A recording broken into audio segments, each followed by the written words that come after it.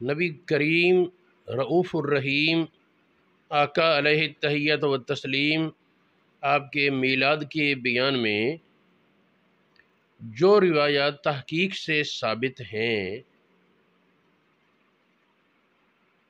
ان میں سے کچھ چیزیں وہ حوالہ جات کے ساتھ بیان کرنا مقصود ہے تاکہ سامعین کو یہ تحقیق ہو کہ یہ باتیں تحقیق سے ثابت ہیں۔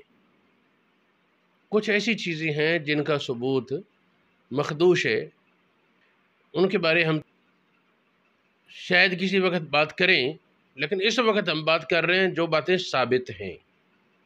چنانچہ حضرت عباس نبی پاک کے کریم چچا رضی اللہ تعالی عنہ، آپ نے حضور علیہ السلام سے عرض کیا تھا کہ میرے اسلام لانے کا جو اصل سبب ہے وہ یہ تھا کہ میں نے بچپن میں آپ کو دیکھا، جب آپ جھولے میں ہوتے تو آپ انگلی اٹھاتے، جدھر انگلی چلاتے ادھر چاند بھاگتا چلا جاتا۔ تو یہ بات میرے ذہن میں یاد رہی، میرے حافظے میں محفوظ رہی، اور جب آپ نے اعلان نبوت کیا تو میرے دل نے تصدیق کی۔ امام احمد رضا خان کا شعر ہے نا، چاند جھک جاتا جدھر انگلی اٹھاتے مہد میں، کیا ہی چلتا تھا اشاروں پہ کھلونا نور کا۔ تو یہ حدیث حضرت عباس والی، یہ دلائل النبوہ امام بہقی میں موجود ہے، مختصر تاریخ دمشق کتاب ابن منظور افریقی کی ان کی مشہور کتاب لسان العرب لغت میں ہے، 7ویں 8ویں صدی ہجری کے مشہور عالم ہیں، انہوں نے بیان کیا۔ سیرت ابن کثیر میں یہ موجود ہے، البدایہ والنہایہ میں موجود ہے، تاریخ دمشق ابن عساکر میں موجود ہے، جامع الاحادیث امام جلال الدین سیوطی کی کتاب اس میں ہے، امام جلال الدین سیوطی کی کتاب الخصائص الکبریٰ میں ہے، اور الخصائص میں ایک عالم امام صابونی کا حوالہ دے کر فرماتے ہیں کہ معجزات کے بیان میں یہ حدیث حسن ہے۔ فی المعجزات حسن، معجزات کے بیان میں یہ حدیث حسن ہے، قابل اعتماد ہے۔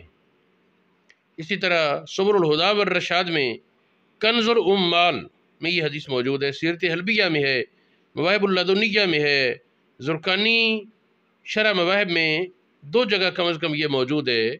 اس طرح ایک کتاب الروضۃ الفیہا، اس میں بھی یہ روایت موجود ہے۔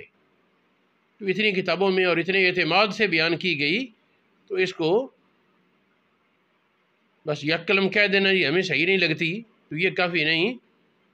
یاد رہے کہ محدثین کا کہنا، محدثین جب کسی حدیث کو کہتے ہیں صحیح نہیں، اس کا یہ مطلب نہیں ہوتا کہ غلط ہے۔ ہمارے لوگ آج کل مغالطہ پیش کرتے ہیں۔ محدثین کا کسی حدیث کی صحت سے نفی کرنے کا مطلب یہ ہوتا ہے کہ وہ حدیث کا ایک اعلیٰ معیار جس کو صحیح کہتے ہیں اس پر نہیں، حسن ہو سکتی ہے، صحیح لغیر ہی، حسن لذاتی ہی، حسن لغیر ہی ممکن ہے۔ پھر یہ ہے کہ معجزات کے بیان میں جبکہ نہ کوئی حکم شرعی مرتب ہونا ہے اس پر، اور نہ ہی اس سے کوئی عقیدہ کو اخذ کیا جانا ہے، تو یہاں ضعیف حدیث بھی قبول ہوتی ہے۔ جس طرح سامعین نے سنا، میں نے دلائل النبوہ بہقی اور کنز الامال، جامع الاحادیث اور کئی حدیث کی کتابوں کے حوالہ جات بھی اس میں پیش کیے۔